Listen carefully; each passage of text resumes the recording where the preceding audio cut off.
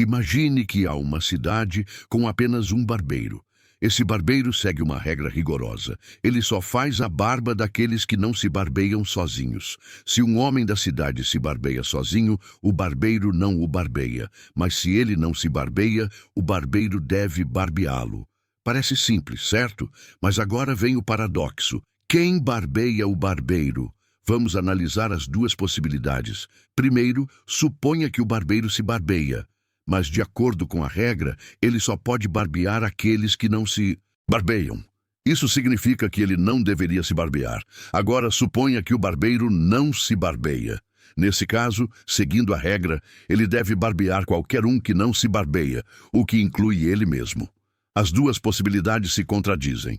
Se ele se barbeia, então não deveria. Se ele não se barbeia, então deveria. Qual a solução? Esse paradoxo revela uma falha lógica na própria regra. Ele sugere que um barbeiro assim não pode existir logicamente. Qualquer tentativa de defini-lo dentro dessas condições leva a uma contradição. Bem-vindo ao nível 2 dos 10 paradoxos. Esse é aparentemente simples, mas profundamente confuso. É o famoso paradoxo do mentiroso. Imagine que alguém escreve a seguinte frase em um pedaço de papel. Esta afirmação é falsa. Vamos analisá-la logicamente. Se a afirmação é verdadeira, então o que ela diz deve ser correto. Ou seja, ela é falsa, mas isso significa que não pode ser verdadeira. Ok, vamos assumir que a afirmação é falsa, mas se ela é falsa, então o que ela afirma ser falsa está incorreto. Isso significa que ela deve ser verdadeira, e assim ficamos presos num ciclo infinito. A afirmação não pode ser verdadeira, mas também não pode ser falsa. Não importa como analisamos, estamos presos numa contradição lógica. Bem-vindo ao nível 3 dos 10 paradoxos. Esse vem da Grécia Antiga e desafia nosso entendimento de movimento e tempo. É o paradoxo de Aquiles e a tartaruga, criado por Zenão de Eleia. Imagine uma corrida entre Aquiles, o grande guerreiro grego, e uma tartaruga lenta. Para ser justo, a tartaruga recebe uma vantagem de, digamos, 10 metros. Como Aquiles é muito mais rápido, você pensaria que ele a ultrapassaria facilmente. Mas Zenão argumentou que Aquiles nunca conseguiria alcançá-la. Veja o raciocínio. Primeiro, Aquiles alcança o ponto onde a tartaruga começou. Mas nesse tempo, a tartaruga avançou um pouco mais. Depois, Aquiles alcança esse novo ponto. Mas a tartaruga já andou mais um pouco. Isso continua indefinidamente. Cada vez que Aquiles chega ao ponto onde a tartaruga estava, ela já se moveu um pouco à frente. Mesmo que as distâncias fiquem cada vez menores, há infinitos passos que Aquiles precisa dar. Portanto, segundo Zenão, Aquiles fica preso numa sequência infinita e nunca alcança a tartaruga. Claro que, na realidade, sabemos que Aquiles a ultrapassaria facilmente. Qual o problema, então? O paradoxo nasce da ideia de que dividir a distância em partes infinitas significa que é necessário tempo infinito para percorrê-las. Mas, na verdade, uma série infinita pode ter uma soma finita. O tempo que Aquiles leva a cada passo vai ficando cada vez menor, e todos os passos juntos somam um tempo finito. Esse paradoxo confundiu filósofos e matemáticos por séculos, até o surgimento do cálculo, com Newton e Leibniz, que mostraram como sequências infinitas podem convergir para um número finito.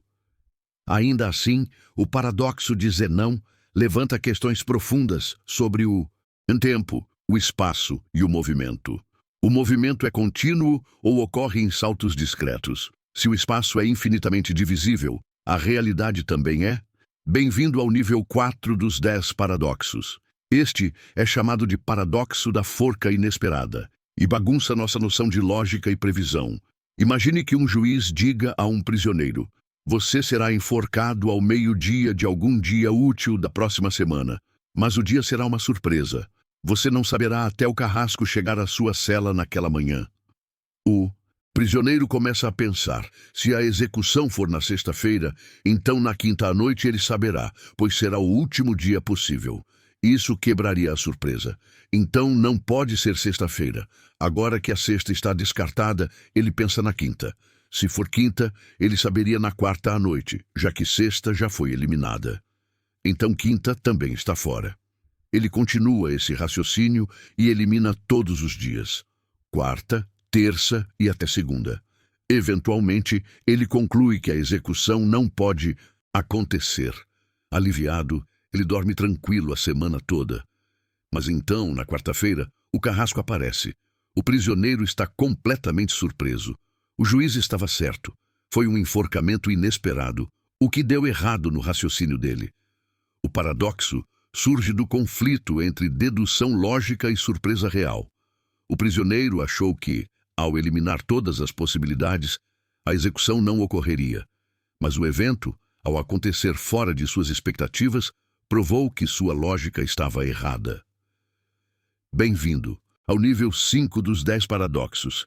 Esse é o paradoxo do crocodilo e trata de lógica, previsões e dilemas complicados. Imagine um crocodilo esperto na beira de um rio. Um dia, ele agarra uma criança. O pai, desesperado, implora pela devolução. O crocodilo, sendo extremamente lógico, propõe um acordo. Eu devolverei sua criança se, e somente se, você prever corretamente o que farei a seguir. O pai pensa e diz: você não vai devolver minha criança. Agora o crocodilo está preso num paradoxo. Se a previsão do pai estiver certa, então ele tem que devolver a criança. Era o acordo. Mas ao devolvê-la, a previsão se torna falsa. Se a previsão estiver errada, então o crocodilo não precisa devolver, mas isso tornaria a previsão correta. O crocodilo está preso num ciclo de contradição. Não importa o que faça, esse paradoxo mexe com lógica autorreferencial, como o paradoxo do mentiroso. Ele mostra como raciocínios aparentemente lógicos podem levar a contradições quando envolvem previsões sobre si mesmos. Filósofos usam paradoxos assim para discutir linguagem, lógica, ética, contratos e até inteligência artificial. Como programar um sistema para lidar com condições contraditórias? Bem-vindo ao nível 6 dos 10 paradoxos. Este é chamado de paradoxo do navio de Teseu e desafia nosso entendimento sobre identidade e mudança. Imagine um navio antigo, o navio de Teseu, ancorado em um porto. Com o tempo, as tábuas de madeira começam a apodrecer. Então, elas são substituídas uma a uma por novas tábuas. Esse processo continua por anos, até que cada pedaço de madeira original foi substituído. Agora vem a pergunta: ainda é o mesmo navio? A princípio, parece que sim. Afinal, a forma e função do navio permaneceram as mesmas. Ele apenas foi reparado aos poucos. Mas agora adicione uma reviravolta. Imagine que alguém recolhe todas as tábuas antigas descartadas e as reconstrói em um navio idêntico ao original. Agora temos 2 navios. O navio feito com tábuas novas, ainda no porto. O navio feito com as tábuas originais, reconstruído em outro lugar. Qual deles é o verdadeiro navio de Teseu? Se o primeiro é o verdadeiro, isso sugere que um objeto pode trocar todas as suas partes e ainda ser o mesmo. Se o segundo é o verdadeiro, isso indica que a identidade está nos materiais originais, não na continuidade. Esse paradoxo nos força a perguntar: o que significa algo continuar sendo o mesmo ao longo do tempo? Ele não se aplica só a navios, mas também a pessoas, objetos e até à consciência. Por exemplo, todas as células do corpo humano são substituídas com o tempo. Se todas mudam, você ainda é a mesma pessoa? Se transferíssemos seu cérebro para outro corpo, você ainda seria você? O paradoxo do navio de Teseu é debatido por filósofos, cientistas e neurocientistas, especialmente ao estudar identidade pessoal. Também é relevante em tecnologia. Se substituirmos todas as peças de uma máquina, ela ainda é a mesma máquina, ou é uma nova. Bem-vindo ao nível 7 dos 10 paradoxos. Este é o famoso paradoxo do avô, um dos paradoxos mais conhecidos sobre viagem no tempo. Imagine que você inventa uma máquina do tempo. Você decide voltar ao passado, até a época em que seu avô era jovem, antes de conhecer sua avó. Por alguma razão, você impede que eles se encontrem. Ou pior, você acidentalmente causa a morte do seu avô antes que ele tenha filhos. Agora surge o problema. Se seu avô nunca teve filhos, então seu pai ou mãe nunca nasceu. E se seu pai nunca nasceu, você também não nasceu. Mas se você nunca existiu, como voltou ao passado para impedir o encontro deles? Essa contradição cria o paradoxo. Ao mudar o passado, você apaga sua própria existência. Mas se você nunca existiu, então não poderia ter voltado no tempo para mudar o passado. O que acontece então? Filósofos e cientistas propuseram algumas possíveis explicações. O tempo se conserta sozinho. Algumas teorias dizem que a história resiste a mudanças. Ou seja, algo sempre vai impedir que você mude o passado de forma contraditória.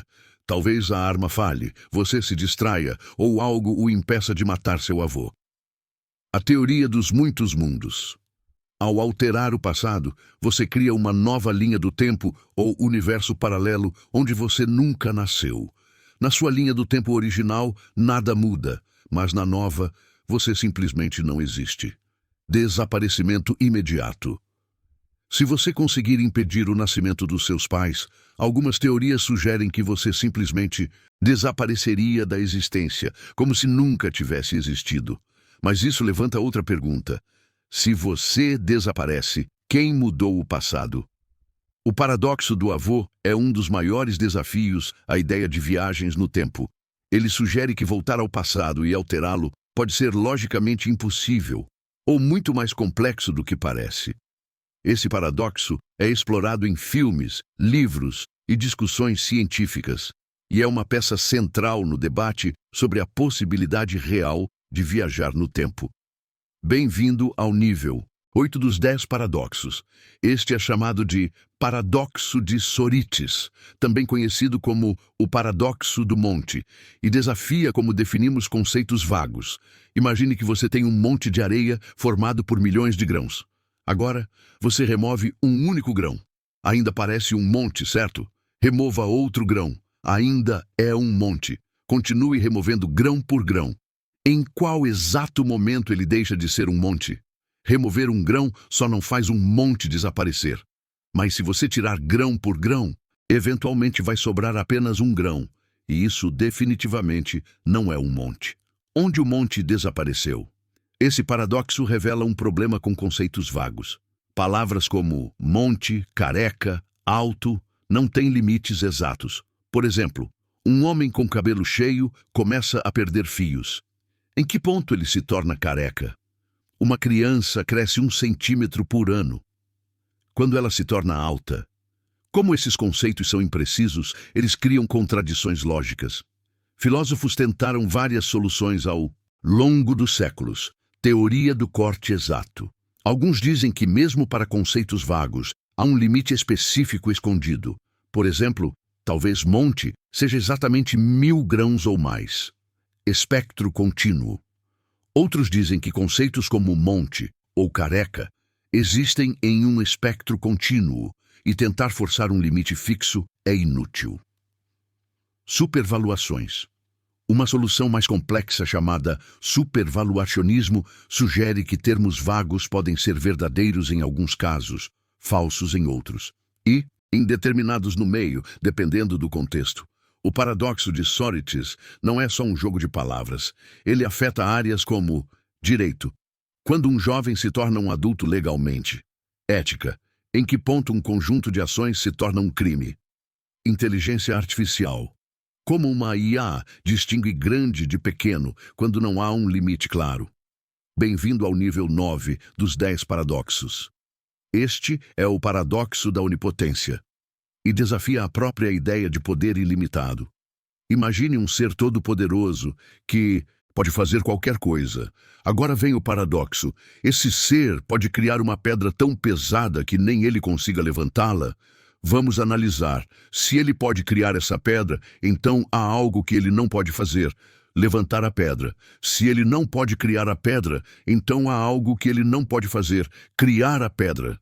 De qualquer maneira, existe algo que ele não pode fazer, o que contradiz a definição de onipotência total. Esse paradoxo é debatido há séculos na filosofia, teologia e lógica. Ele levanta a pergunta: o que realmente significa ser todo-poderoso? Alguns tentam resolver assim, redefinindo a onipotência. Dizem que ser onipotente não inclui o poder de fazer o logicamente impossível. Assim como não se pode criar um quadrado redondo, um ser onipotente não precisa criar uma pedra que não pode levantar, porque a pergunta não faz sentido lógico. Teoria da autolimitação. Outros dizem que um ser onipotente pode escolher limitar seu próprio poder.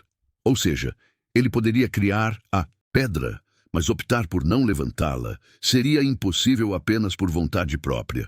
O paradoxo da onipotência toca em questões profundas sobre o poder, a lógica e a própria estrutura da realidade. Se o poder absoluto gera contradições, isso significa que até o poder deve obedecer à lógica? E se for assim, será que a lógica é mais fundamental que o poder? Bem-vindo ao nível 10 dos 10 paradoxos. Este é o paradoxo do corvo e desafia a forma como pensamos sobre evidências e lógica científica. Começa com uma afirmação simples: todos os corvos são pretos. Parece fácil de testar. Se você observa um corvo preto, isso confirma a afirmação, certo? Mas e quanto a outras coisas, como uma maçã vermelha? Aqui começa o paradoxo. Segundo a lógica, a frase "todos os corvos são pretos" é equivalente a dizer "tudo o que não é preto não é um corvo". Então, se você vê uma maçã vermelha, você está confirmando que uma coisa que não é preta não é um corvo, o que, logicamente, apoia a ideia de que todos os corvos são pretos. Ver uma maçã vermelha, então, fornece evidência de que todos os corvos são pretos? Isso parece absurdo, mas segue logicamente. Esse paradoxo foi introduzido pelo filósofo Carl Gustav Hempel e revela um problema estranho na forma como definimos confirmação científica. Normalmente pensamos que evidência é algo diretamente relacionado à hipótese. Mas aqui, um objeto completamente não relacionado, uma maçã, se torna prova sobre corvos. Soluções. Propostas. Rejeitar a equivalência. Alguns dizem que, mesmo que as duas frases sejam logicamente iguais, não funcionam do mesmo modo na vida real. Ver uma maçã vermelha não diz nada real sobre corvos. Probabilidade estatística. Outros aceitam que uma maçã vermelha fornece alguma evidência, mas dizem que essa evidência é tão insignificante que é praticamente irrelevante comparada a observar corvos de fato. Reavaliar o que é evidência. Alguns sugerem que devemos repensar como definimos evidência científica. Talvez só deveríamos aceitar como evidência aquilo que se refere diretamente ao objeto de estudo. O paradoxo do corvo desafia suposições básicas sobre raciocínio científico, lógica e probabilidade. Se observar um corvo preto e uma maçã vermelha, são ambos considerados evidências, então, o que realmente conta como prova? Se gostou desse vídeo, não deixe de curtir e comentar. Aproveite também para se inscrever no canal para ser avisado sobre os novos vídeos. Desejo a todos boas reflexões sobre esses paradoxos. Até a próxima.